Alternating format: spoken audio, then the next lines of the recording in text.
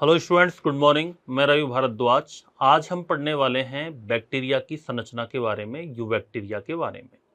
Last video में हमने दोस्तों चर्चा की थी यूबैक्टीरिया की स्ट्रक्चर कैसी होती है, डायग्राम हमने बना लिया था। अब हम इसके डिफरेंट पार्ट्स के बारे में चर्चा करेंगे कि कौन कौन से इसके पार्ट होते हैं। जो ग्लाइकोकैलिक्स वाला जो पार्ट है, कैप्सूल वाला पार्ट है, ये किसका बना होता है, इसमें स्लाइम लेयर क्या होती है, ग्लाइकोकैलिक्स किसका बना होता है, सेल वॉल किसकी बनी होती है, सेल मेम्ब्रेन क्या होते हैं, मीजोसोम्स कितने टाइप के होते हैं, इसके अलावा इसमें ग्रेनुल्स का स्टोरेज होता है। ये सारी चर्चा हम इस टॉपिक के अंदर करने वाले हैं। तो कोशिका की इसी संरचना, जीवाणु की संरचना के बारे में हम पढ़ रहे थे और इसमें पहला जो पार्ट आता है डायग्राम के बाद वो है ग्लाइकोकैलिक्स।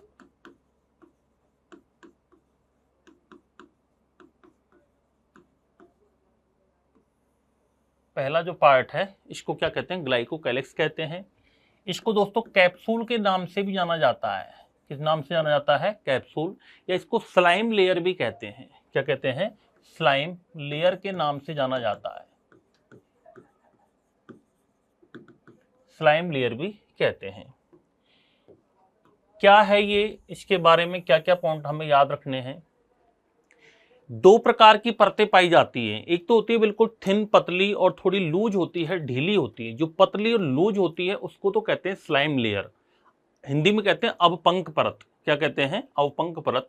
और एक इसमें थोड़ी मोटी होती है, कठोर होती है, उसको कहा जाता है कैप्सूल। क्या कहते हैं? कैप्सूल कहते हैं। इसका जो फॉर्मेशन होता है, निर्माण होता है, वो सेल मेम्ब्रेन के द्वारा होता है, कोशिका झिल्ली के द्वारा होता है, याद रखना। इसका जो कैप्सूल वाला पार्ट जो होता है वो पॉलीसैकेराइड और पॉलीपेप्टाइड का बना होता है। किसका बना होता है? पॉलीसैकेराइड और पॉलीपेप्टाइड से बना होता है। और स्लाइम लेयर जो होती है वो केवल पॉलीसैकेराइड से बनी होती है। किसकी बनी होती है? पॉलीसैकेराइड। स्लाइम लेयर तो याद रखना पॉलीसैकेराइड से बनी होती है। कैप्सूल पॉलीसैकेराइड पॉलीपेप्टाइड से बना होता है। ये ग्लाइकोकैलिक्स काम क्या करता है? जो WBC होती है वो WBC से जीवाणुओं की सुरक्षा करता है। WBC न्यूट्रोफिल्स जो होती हैं वो बैक्टीरिया को क्या कर देती हैं? निगल जाती हैं, खा जाती हैं, नष्ट कर लेती हैं। तो WBC से जीवाणुओं की सुरक्षा करने का काम कौन करता है? ग्लाइकोकैलिक्स करता है। इसके अलावा ये कॉलोनी निर्माण में भी सहायक होता है। जीवाणुओं की ग्रोथ के लिए कौन सहायक होता है? ग्लाइकोकैलिक्स होता है। तो सबसे पहले हम बात करते हैं ये पॉइंट ग्लाइकोकैलिक्स के अंदर। इसके अंदर पतली एवं एक ढीली परत होती है, thin and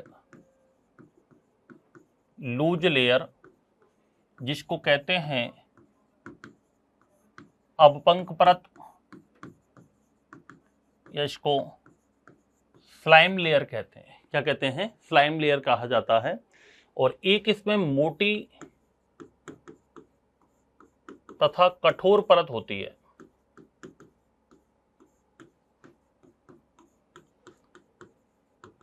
thick and hard layer होती है, उसको कहते हैं कैप्सूल। क्या कहते हैं? कैप्सूल। इसको संपुट कहा जाता है, कैप्सूल कहते हैं इसको। क्या कहते हैं? कैप्सूल कहा जाता है। इसके निर्माण की यदि हम बात करें तो इसका निर्माण सेल मेम्ब्रेन द्वारा होता है। किसके द्वारा होता है? सेल मेम्ब्रेन के द्वारा इसका क्या होता है? निर्माण होता है। ये कैप्सूल वाला जो पार्ट है ये किसका बना होता है? कैप्सूल जो होता है, याद रखना, ये पॉलीसैकेराइड और पॉलीपेप्टाइड से बना रहता है। किससे किससे बना रहता है? ये पॉलीसैकेराइड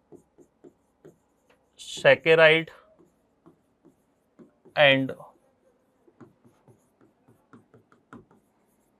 पॉलीपेप्टाइड से निर्मित होता है।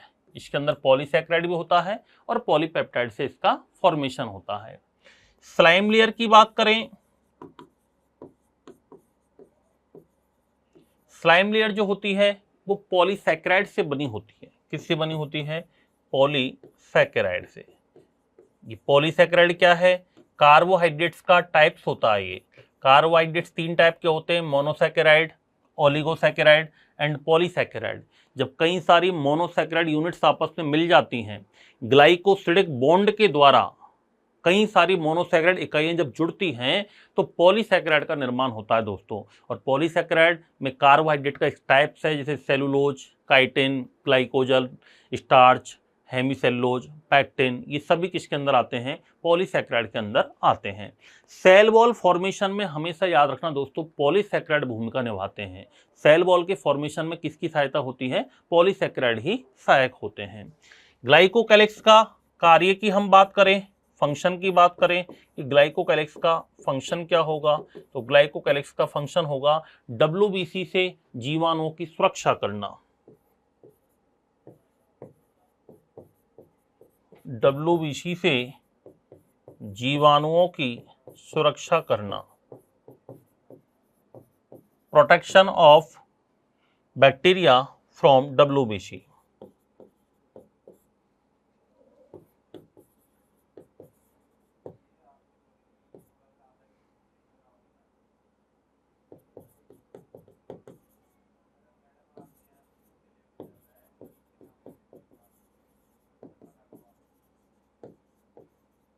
डब्ल्यूबीसी से बैक्टीरिया का प्रोटेक्शन करना। दूसरा, ये कॉलोनी फॉर्मेशन में भी सहायक होता है। कॉलोनी फॉर्मेशन में हेल्पफुल होता है, कॉलोनी फॉर्मेशन में सहायक होता है। तो ये किसका कार्य होता है दोस्तों? ग्लाइकोकैलिक्स का होता है। तो ग्लाइकोकैलिक्स, कैप्सूल बोलो, स्लाइम लेयर बोलो, एक ही बात है। पतली व ढीली परत पाई जाती है, उसको अवपंक परत कहते हैं, स्लाइम लेयर कहा जाता है। मोटी व कठोर परत होती है, उसको कैप्सूल कहते हैं। निर्माण इसका सेल मेम्ब्रेन के द्वारा होता है, कोशिका झिल्ली के द्वारा होता है। कैप्सूल वाला जो पार्ट है ये पॉलीसैकेराइड और पॉलीपेप्टाइड से बना होता है। स्लाइम लेयर वाला जो पार्ट है ये पॉलीसैकेराइड से बना होता है। इसके अलावा कार्य क्या है इसका? डब्ल्यूबीसी से जीवाणुओं की सुरक्षा करता है और कॉलोनी फॉर्मेशन में ये सहायक होता है।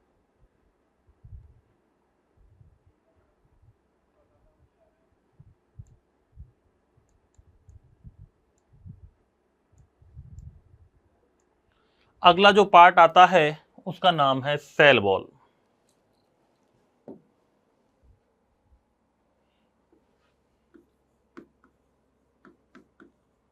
कोशिका भित्ति, सेल वॉल।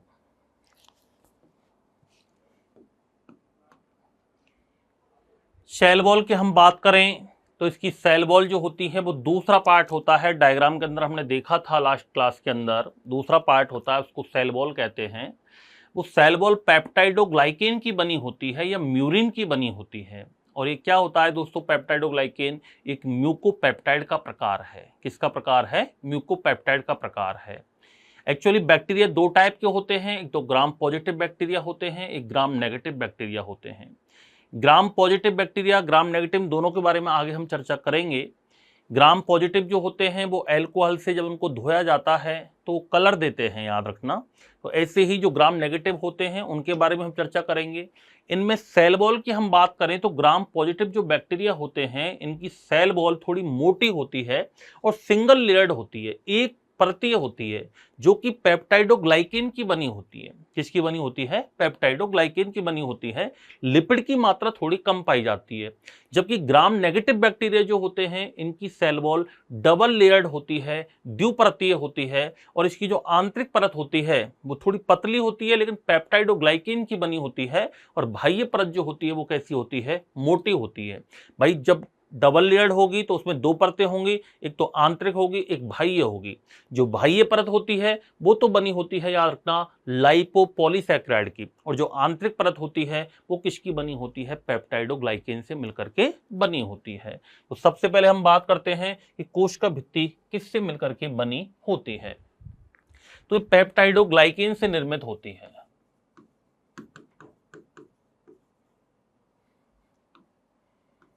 पेप्टाइडोग्लाइकेन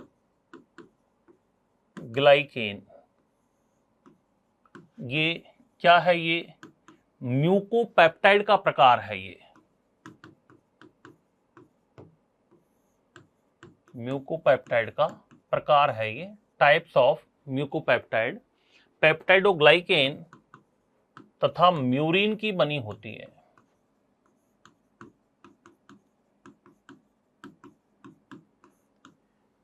इसका फॉर्मेशन होता है पेप्टाइडोग्लाइकेन और म्यूरिन से मिलकर के ये बनी होती है। ग्राम पॉजिटिव जो जीवाणु होते हैं, इनकी जो सेल वॉल होती है वो हमेशा याद रखना एक परतीय होती है और मोटी होती है। एक परतीय तथा मोटी होती है, सिंगल लेयर्ड होती है एंड थिक। सिंगल लेयर्ड होती है और थिक होती है, मोटी होती है, याद रखना एक परतीय होती है, मोटी होती है। ये पेप्टाइडोग्लाइकेन की बनी होती है, लिपिड की मात्रा इसमें थोड़ी कम पाई जाती है। ये पेप्टाइडोग्लाइकेन से बनी होती है, पेप्टाइडोग्लाइकेन से निर्मित होती है और लिपिड की मात्रा कम पाई जाती है। लिपिड की मात्रा इसमें क्या पाई जाती है, कम पाई जाती है। और किससे बनी होती है, पेप्टाइडोग्लाइकेन से बनी होती है। जबकि ग्राम नेगेटिव जो बैक्टीरिया हैं,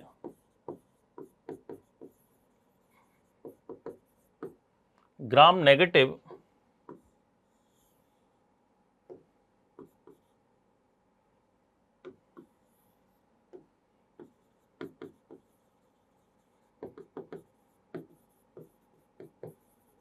बैक्टीरिया जो होते हैं, इनकी सेल वॉल की बात करें तो ये द्विपर्तीय होती है।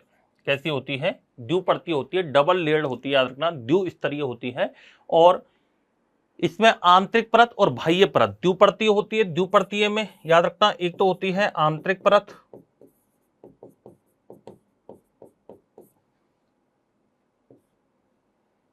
और एक होती है बाह्य परत। इसको कहते हैं आउटर लेयर, इसको कहते हैं इनर लेयर।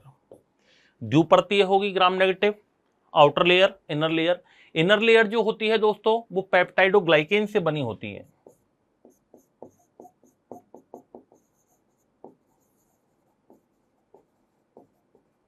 किससे बनी होती है, पेप्टाइडोग्लाइकेन से बनी होती है।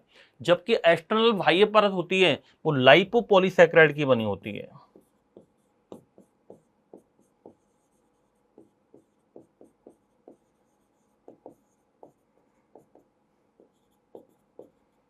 लाइपोपॉलीसैकेराइड से निर्मित होती है। तो ये हमारा कोश का भित्ति वाला जो पार्ट है दोस्तों, उस कोश का भित्ति में हमने दो चीजें पढ़ी हैं कि एक तो ग्राम पॉजिटिव बैक्टीरिया होते हैं, एक ग्राम नेगेटिव बैक्टीरिया होते हैं। ग्राम पॉजिटिव बैक्टीरिया की जो सेल वॉल होती है वो सामान्यतः एक परतीय होती है, थोड़ी मोटी होती है, पेप्टाइडोग्लाइकेन की बनी होती है, लिपिड की मात्रा बहुत कम होती है इसके अंदर। जबकि ग्राम नेगेटिव जीवाणु जो होते हैं, इनकी सेल वॉल द्विपर्तीय होती है। द्विपर्तीय में दो परत पाई जाती है, इनर लेयर होती है, आउटर लेयर होती है। इनर लेयर याद रखना पेप्टाइडोग्लाइकेन की बनी होती है और आउटर लेयर किसकी बनी होती है, लाइपोपॉलीसैकेराइड से निर्मित होती है।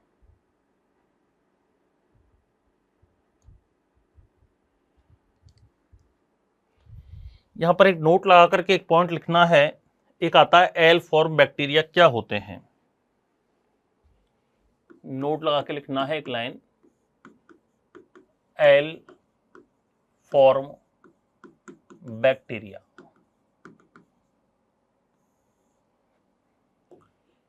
एल फॉर्म बैक्टीरिया क्या होता है, ऐसे जीवाणु जिनकी सेल वॉल को, जिनकी कोश का भित्ति को लाइसोजाइम एंजाइम के द्वारा नष्ट किया जा सकता है या कृत्रिम तरीके से आर्टिफिशियली उसको रिमूव कर सकते हैं, आर्टिफिशियली इसको हटा सकते हैं, उनको कहा जाता है लिस्टर फॉर्म बैक्टीरिया या एल फॉर्म बैक्टीरिया के नाम से उनको जाना जाता है। इसको लिस्टर फॉर्म कहते हैं। क्या कहा जाता है इसको, लिस्टर फॉर्म बैक्टीरिया के नाम से जाना जाता है। किस नाम से जाना जाता है? लिस्टर फॉर्म बैक्टीरिया के नाम से जाना जाता है। तो ऐसे जीवाणु जिनकी कोशिका भित्ति को लाइसोजाइम एंजाइम के द्वारा रिमूव कर सकते हैं, कृत्रिम तरीके से उनको हटा सकते हैं, नष्ट कर सकते हैं, उनको क्या कहा जाता है? एल फॉर्म बैक्टीरिया के नाम से जाना जाता है। तो ऐसे जीवाणु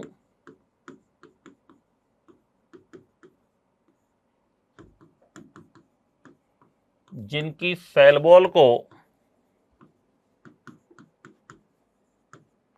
लाइसोजाइम, क्या नाम है एंजाइम का? लाइसोजाइम एंजाइम द्वारा नष्ट किया जा सकता है या कृत्रिम तरीके से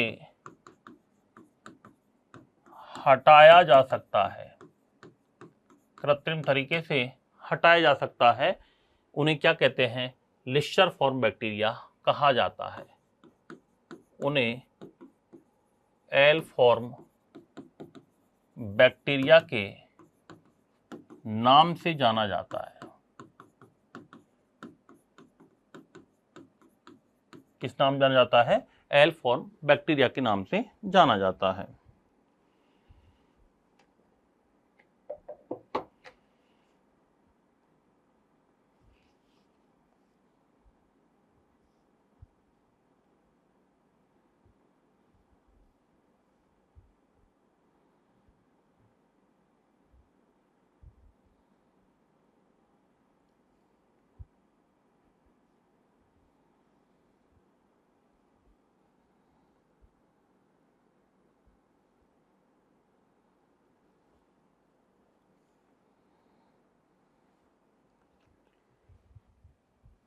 हाँ जी, इसका एक उदाहरण लिखना है, बैसिलस सबटिलिस।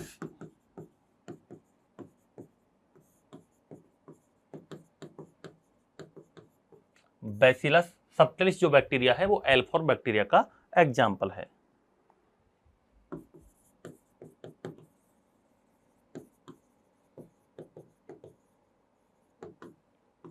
ये L form bacteria lister form bacteria कहलाते हैं। अब हम बात करते हैं कोशिका झिल्ली के बारे में, सेल मेम्ब्रेन के बारे में।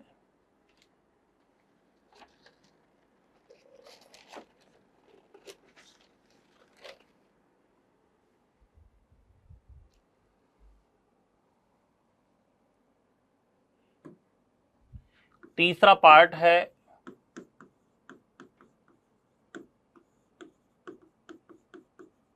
कोशिका झिल्ली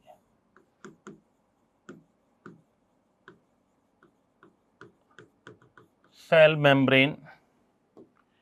कोशिका झिल्ली किसकी बनी होती है? तो लाइपोप्रोटीन की बनी होती है। किसकी बनी होती है? लाइपोप्रोटीन। लाइपोप्रोटीन से निर्मित होती है। कोशिका झिल्ली किससे निर्मित होती है? तो याद रखना, लाइपोप्रोटीन से मिलकर के बनी होती है। कोशिका झिल्ली के अंदर भरा हुआ जो द्रव्य है उसको कहते हैं कोशिका द्रव्य। क्या कहते हैं? कोशिका द्रव्य कहा जाता है। साइटोप्लाज्म कहते हैं। कोशिका झिल्ली के अंदर जो द्रव्य भरा रहता है उसको क्या कहते हैं? साइटोप्लाज्म कहा जाता है, कोशिका द्रव्य कहा जाता है। कोशिका द्रव्य के अंदर याद रखना, झिल्ली युक्त जो कोशिका के अंग हैं वो क्या होते हैं? एब्सेंट होते हैं। बता चुका हूं मैं पहले कि झिल्ली युक्त कौन कौन से अंग हैं। अंतःप्रदपी जालिका है, माइटोकॉन्ड्रिया है, लाइसोसोम है, गोल्जी बॉडी है, ये सभी हरितलवक वगैरह है, ये सभी मेम्ब्रेन ऑर्गन हैं ये, और ये इसके अंदर नहीं पाए जाते हैं। तो झिल्ली युक्त कोशिकांगों का अभाव होता है।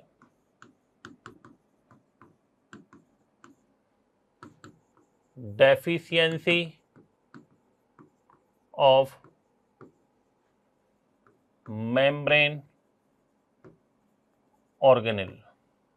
दूसरा, जीव द्रव्य प्रवाह नहीं होता है, साइक्लोसिस नहीं होता, जीव द्रव्य का मूवमेंट नहीं होता है, मोटाइल नहीं होता, जीव द्रव्य बहता नहीं है, याद रखना, तो जीव द्रव्य प्रवाह अनुपस्थित होता है,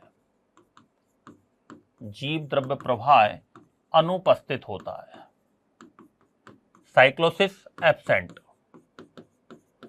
जीव द्रव्य प्रवाह को क्या कहा जाता है? साइक्लोसिस कहते हैं। इस साइक्लोसिस याद रखना एब्सेंट रहता है, इसमें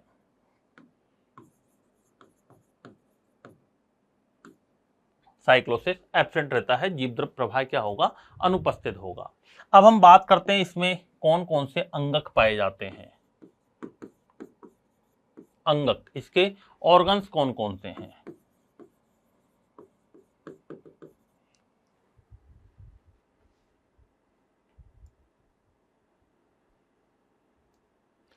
अंगक में सबसे पहले हम बात करते हैं मध्यकाय।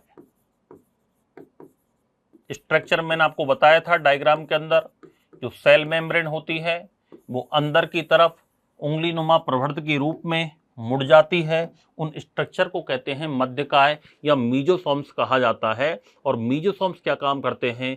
श्वसन का कार्य करते हैं। कार्य की दृष्टि से माइटोकॉन्ड्रिया में जो हमारे क्रिस्टी पाए जाते हैं, उस क्रिस्टी की समान स्ट्रक्चर मानी जाती है ये। इसमें ऑक्सीकारी एंजाइम पाए जाते हैं। क्या पाए जाते हैं? ऑक्सीकारी एंजाइम्स उपस्थित होते हैं। सेल मेम्ब्रेन के अंदर की तरफ बलित होने से इनका क्या होता है? फोल्डेड होने से इनका क्या होता है? निर्माण होता है। मीजोसोम्स दो टाइप के होते हैं, एक तो परिधीय मीजोसोम्स, एक होते हैं सेंट्रल। सेंटर को बोलते हैं केंद्रकीय मीजोसोम्स। एक तो परिधि के पास होते हैं, एक सेंटर के पास में होते हैं। तो मध्यकाय की हम बात करें, इनकी खोज जो की थी वो दोस्तों एफ जेम्स ने की थी। किसने की थी? एफ जेम्स ने। खोजकर्ता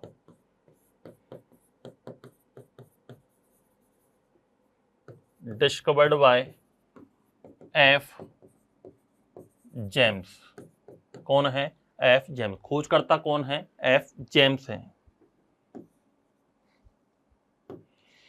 आगे हम बात करते हैं, इसका निर्माण जो होता है वो सेल मेम्ब्रेन के अंदर की तरफ बलित होने से होता है। निर्माण की बात करें, इनका सिंथेसिस, इनका निर्माण कैसे होता है? तो सेल मेम्ब्रेन के अंदर की ओर बलित फोल्डेड होने से होता है। सेल मेम्ब्रेन जब अंदर की तरफ फोल्डेड हो जाती है तो किसका निर्माण होता है? मीजोसोम्स का फॉर्मेशन होता है। कार्य की दृष्टि से फंक्शनली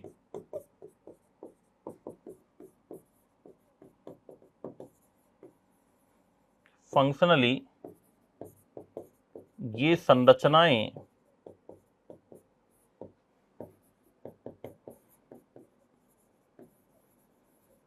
माइटोकॉन्ड्रिया में उपस्थित क्रिस्टी, माइटोकॉन्ड्रिया में उपस्थित जो क्रिस्टी होती हैं, उस क्रिस्टी की समान संरचनाएं होती हैं।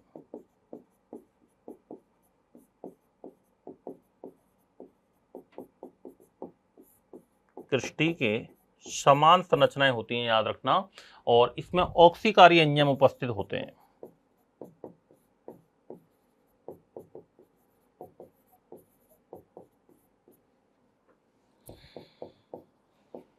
ऑक्सीडेटिव एंजाइम्स,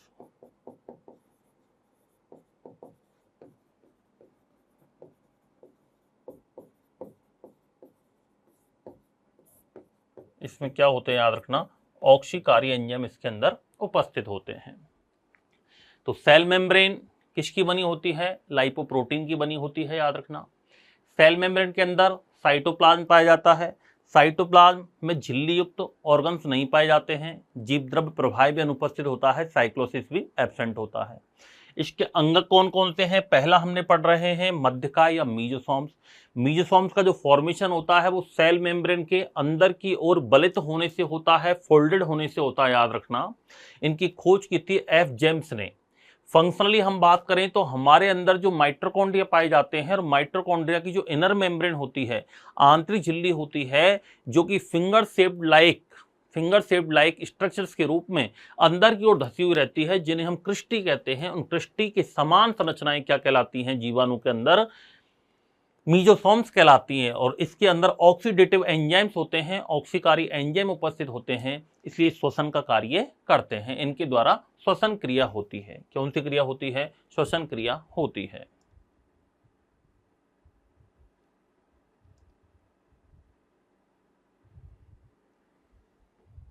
स्थिति एवं कार्य के आधार पर ये दो टाइप्स के होते हैं,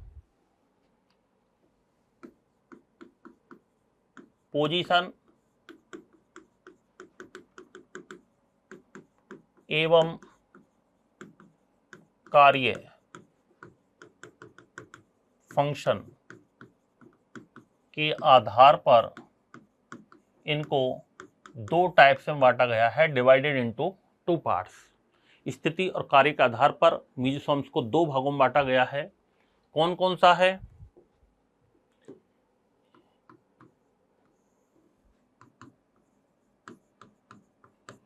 एक तो होते हैं केंद्रीय मध्यकाय,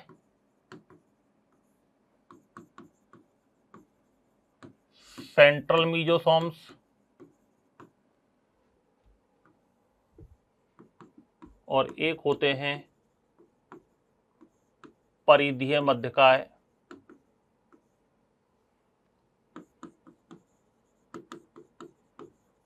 पेरिफेरल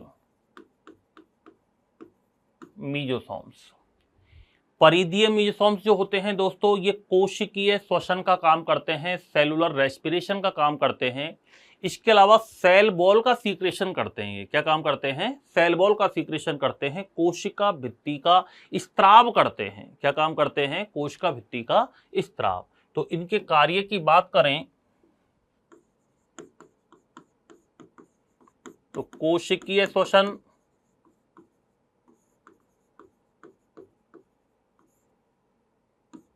एवं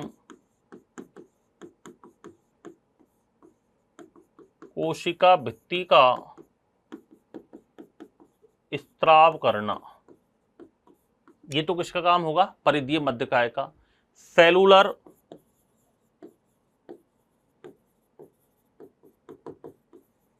respiration and secretion of cell wall,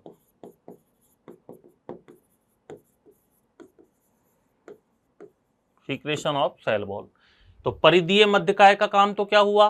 cellular respiration और सेल वॉल का सीक्रेशन करना। दूसरा है केंद्रीय मध्यकाय। इनका कार्य क्या होगा? ये डीएनए का मल्टीप्लाइकेशन करते हैं, डीएनए का बहुगुणन करते हैं और सेल डिवीजन में हेल्प करते हैं। ये क्या काम करते हैं? सेल डिवीजन में हेल्प करते हैं। तो इसका कार्य की बात करें तो डीएनए का बहुगुणन, मल्टीप्लाइकेशन ऑफ डीएनए। इसके अलावा कोशिका विभाजन में सहायक होते हैं, कोशिका विभाजन में क्या होते हैं? सहायक होते हैं। डीएनए मल्टीप्लाइकेशन एंड हेल्पफुल इन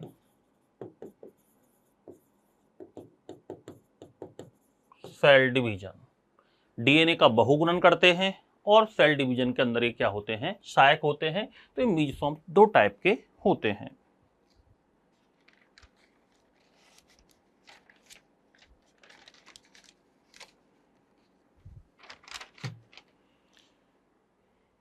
ये तो बात हुई हमारी मीजोसोम्स के बारे में। तो सबसे पहले हमने ए पार्ट जो पढ़ा है, मध्यकाय पढ़ा है। इसके अलावा हम बात करते हैं बी पार्ट। बी पार्ट में है स्टोरेज ग्रेन्यूल्स, कणिकाओं का संग्रह होता है।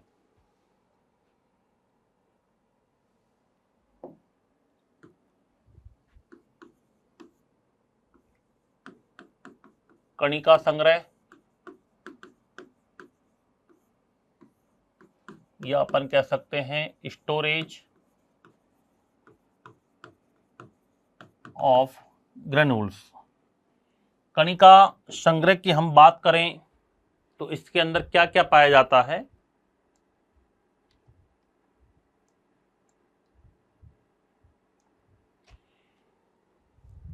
प्रोकैरियोटिक सेल की हम बात करें तो प्रोकैरियोटिक सेल के अंदर जो स्टोरेज फूड सबस्टांसेज होते हैं, जो संचित भोज्य पदार्थ है, वो कोशिका द्रव्य के अंदर, साइटोप्लाज्म के अंदर एक अंतर्विष्ट पिंड के रूप में पाया जाता है। एक छोटे छोटे ग्लोबुल्स के रूप में होता है। उन ग्लोबुल्स को कहते हैं स्टोरेज ग्रेन्यूल्स। क्या कहते हैं? Storage granules.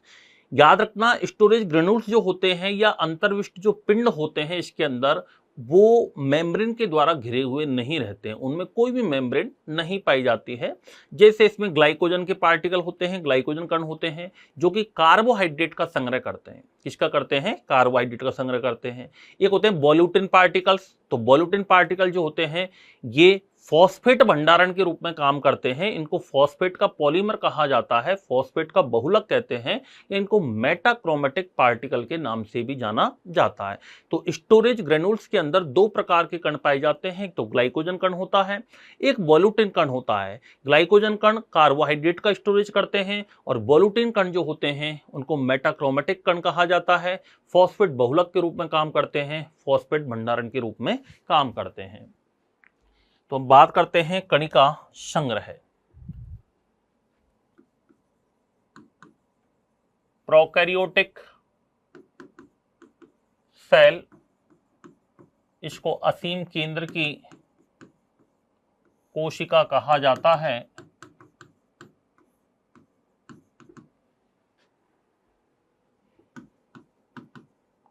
इसमें संचित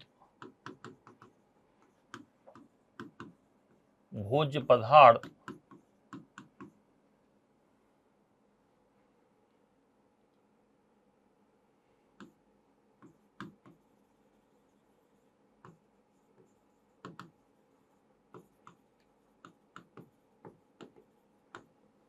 संचित भोज्य पदार्थ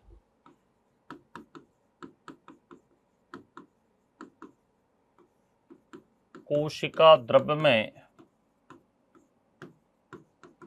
पिंड के रूप में उपस्थित होते हैं।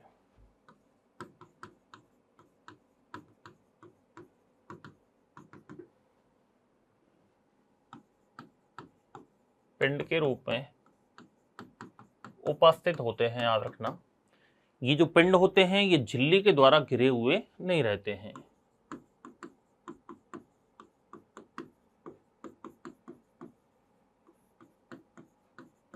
ये पिंड झिल्ली द्वारा घिरे हुए नहीं रहते हैं। ये पिंड जो होते हैं वो झिल्ली के द्वारा घिरे हुए नहीं रहते हैं। दो प्रकार के पार्टिकल्स इसमें पाए जाते हैं।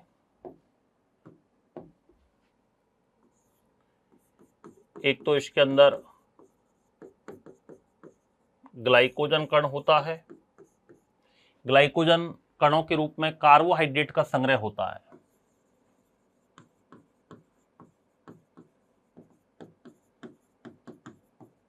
स्टोरेज ऑफ कार्बोहाइड्रेट्स, किसका संग्रह होता है? कार्बोहाइड्रेट का संग्रह होता है। एक इसमें पाए जाते हैं बोल्यूटिन कण।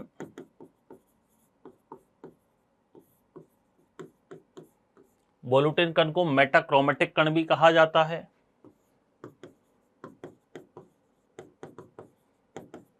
मेटाक्रोमेटिक कण भी कहते हैं इनको। इसके अलावा इनको फॉस्फेट बहुलक के नाम से जाना जाता है। फॉस्फेट पॉलीमर के नाम से जाना जाता है, या इनको फॉस्फेट बहुलक के नाम से जाना जाता है। फॉस्फेट भंडारण के रूप में काम करते हैं ये। फॉस्फेट स्टोरेज के रूप में कार्य करते हैं, फॉस्फेट भंडारण के रूप में कार्य करते हैं। तो ये दो प्रकार के कण इसके अंदर होते हैं। ये दूसरा पार्ट था हमारा कणिका संग्रह। तीसरा पार्ट आता है इसका क्रोमेटिन मटेरियल।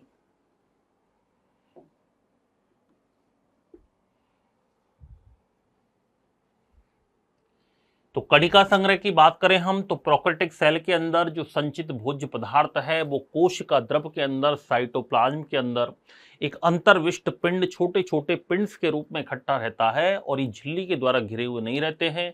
दो प्रकार के पिंड होते हैं, ग्लाइकोजन पार्टिकल होते हैं, बोल्यूटिन पार्टिकल्स होते हैं। ग्लाइकोजन कण कार्बोहाइड्रेट का संग्रह करते हैं, बोल्यूटिन कण याद रखना मेटाक्रोमेटिक कण के रूप में काम करते हैं, फॉस्फेट बहुलक के रूप में काम करते हैं, फॉस्फेट भंडारण के रूप में कार्य करते हैं। सी पार्ट आता है इसका chromatin material.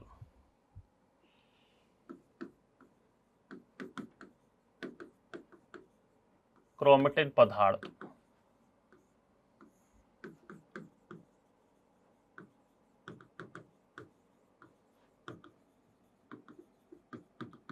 Chromatin material. Chromatin पदार्थ की हम बात करें इसके अंदर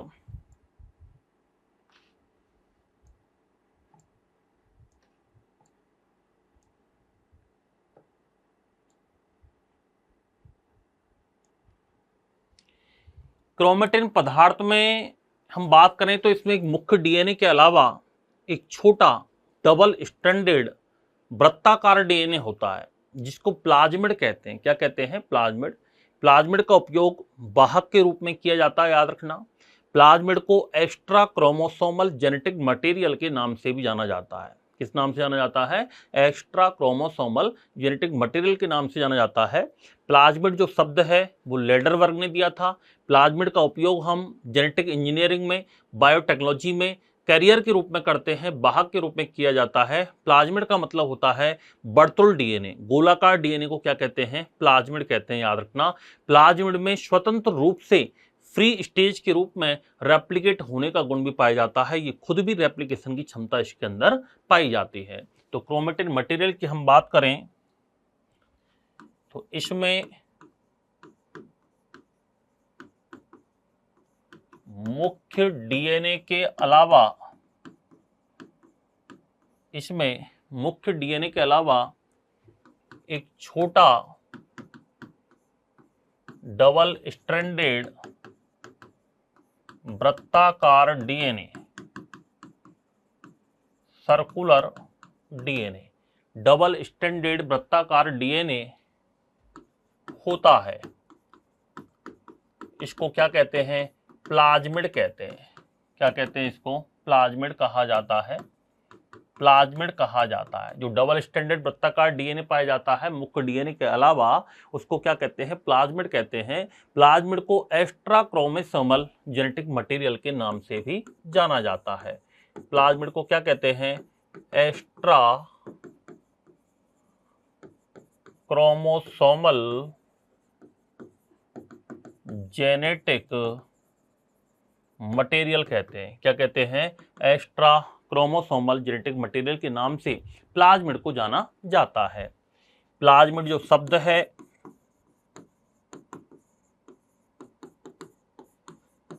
प्लाज्मिड शब्द के प्रतिपादक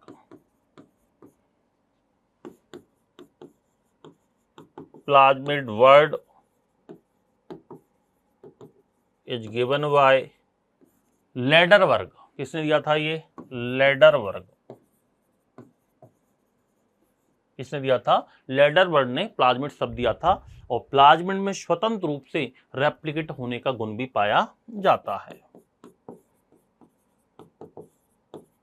प्लाज्मिड में स्वतंत्र रूप से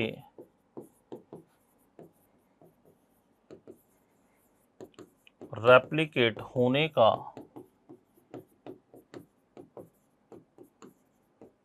गुण पाया जाता है। प्लाज्मिड में स्वतंत्र रूप से रेप्लिकेट होने का गुण भी पाया जाता है, याद रखना।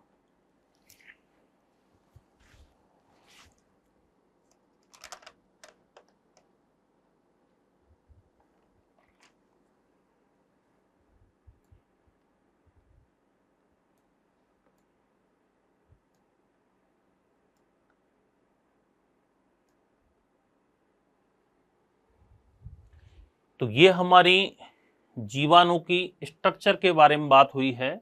जीवाणु की संरचना के बारे में हमने पढ़ा है कि जीवाणु के स्ट्रक्चर में कौन कौन से पार्ट होते हैं। तो जीवाणु के स्ट्रक्चर में याद रखना क्या क्या होता है?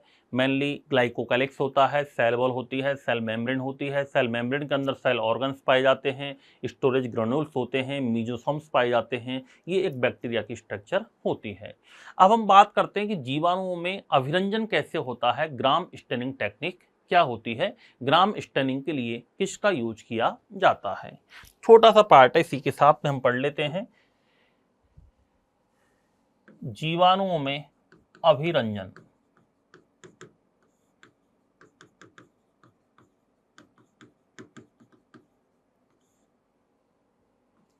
Staining, gram staining technique.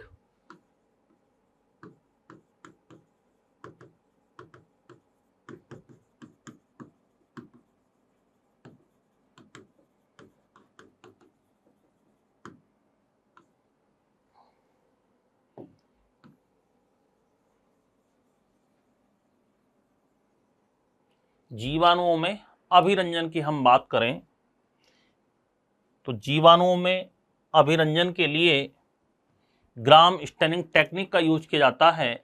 एक वैज्ञानिक थे H.C. ग्राम, उन्होंने सबसे पहले अभिरंजन के आधार पर इनको बांटा था, ग्राम पॉजिटिव में और ग्राम नेगेटिव में।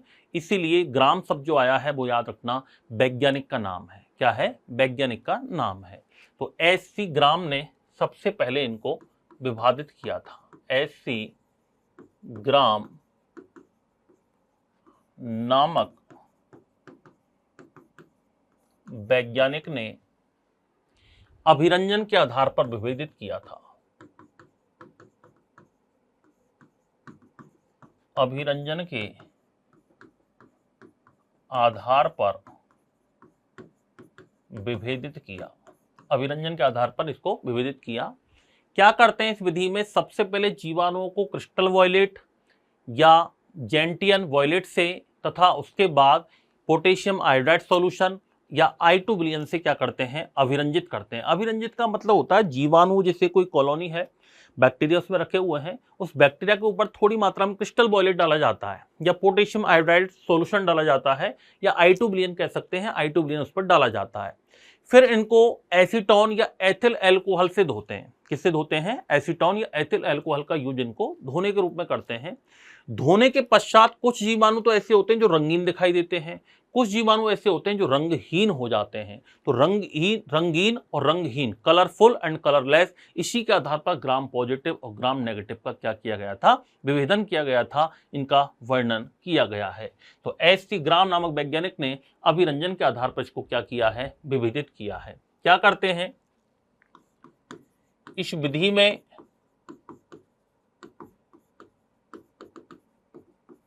सर्वप्रथम बैक्टीरिया को क्रिस्टल वॉयलेट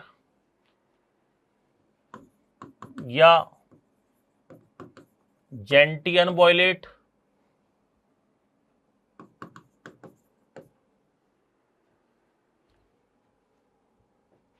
तथा उसके बाद KI सॉल्यूशन या I2 सॉल्यूशन से अभिरंजित करते हैं। किससे करते हैं? I2 सॉल्यूशन से अभिरंजित करते हैं। सबसे पहले क्या करेंगे? इस विधि में क्रिस्टल वॉयलेट का यूज किया जाता है। क्रिस्टल वॉयलेट के अलावा अपन जेंटियन वॉयलेट का यूज कर सकते हैं पहले तो। उसके बाद में इसको पोटेशियम आयोडाइड KI सॉल्यूशन या I2 सॉल्यूशन से क्या करते हैं? अभिरंजित करते हैं। तो पहले क्रिस्टल वॉयलेट से, फिर उसके बाद KI सॉल्यूशन या I2 सॉल्यूशन से अभिरंजित करते हैं। अब इनको क्या करते हैं? इनको एसीटोन या एथिल अल्कोहल से धोया जाता है। अब इनको क्या करते हैं? एसीटोन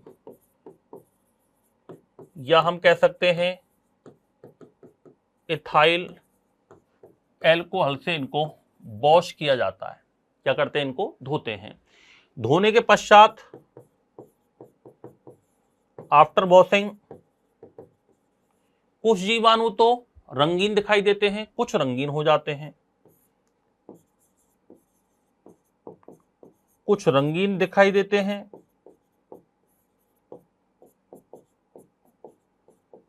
कुछ रंगहीन हो जाते हैं।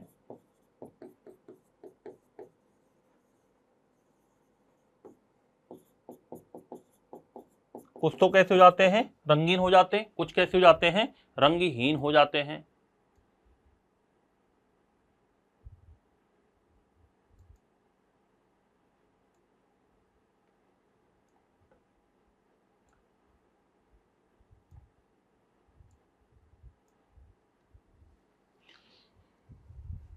तो बैक्टीरिया को क्रिस्टल वॉयलेट, जेंटियन वॉयलेट, उसके बाद KI सॉल्यूशन, I2 सॉल्यूशन से अभिरंजित करते हैं। फिर इसको एसीटोन इथाइल अल्कोहल से वॉश करते हैं। आफ्टर वॉशिंग कुछ तो रंगीन दिखाई देते हैं, कुछ कैसे होते हैं? रंगहीन होते हैं। ऐसे जीवाणु जो रंगीन होते हैं या बैंगनी कलर के होते हैं उनको तो कहते हैं ग्राम पॉजिटिव, और जो रंगहीन होते हैं उनको कहते हैं ग्राम नेगेटिव। तो आगे मैं इसी में लिख रहा हूं, रंगीन या बैंगनी दिखाई देते हैं इनको तो कहते हैं ग्राम पॉजिटिव बैक्टीरिया। क्या कहते हैं इनको? Gram positive bacteria. और जो रंगहीन दिखाई देते हैं उनको क्या कहा जाता है? ग्राम नेगेटिव बैक्टीरिया कहते हैं। क्या कहते हैं? Gram negative. ग्राम नेगेटिव जीवाणु को सेफ्रेनिन द्वारा फिर से दोबारा से इसको क्या करते हैं? अविरंजित करते हैं। इन्हें सेफ्रेनिन, सेफ्रेनिन भी याद रखना एक केमिकल होता है दोस्तों, सेफ्रेनिन द्वारा उन्हें अभिरंजित किया जाता है, सेफ्रेनाइज किया जाता है, उन्हें अभिरंजित किया जाता है। तो ये कहलाती है दोस्तों ग्राम स्टेनिंग टेक्निक। क्या कहलाती है? ग्राम स्टेनिंग टेक्निक कहलाती है। तो ग्राम स्टेनिंग टेक्निक क्या है? सबसे पहले SC ग्राम नामक साइंटिस्ट ने इसके बारे में बताया था। इस आधार पर बैक्टीरिया को दो पार्ट्स के अंदर डिवाइड किया गया है, gram positive and gram negative. सबसे पहले इनको क्रिस्टल वॉयलेट, जेनेटल वॉयलेट से सेफ्रेनाइज करते हैं। उसके बाद I2 सॉल्यूशन या KI सॉल्यूशन से अभिरंजित करते हैं। फिर इनको एसीटोन या अल्कोहल से धोया जाता है। एसीटोन या अल्कोहल से धोने के बाद कुछ जीवाणु रंगीन दिखाई देते हैं, कुछ जीवाणु रंगहीन दिखाई देते हैं। जो रंगीन या बैंगनी कलर के होते हैं, वॉयलेट कलर के होते हैं, याद रखना, उनको तो कहते हैं ग्राम पॉजिटिव बैक्टीरिया, और जो रंगहीन होते हैं उनको कहा जाता है ग्राम नेगेटिव बैक्टीरिया।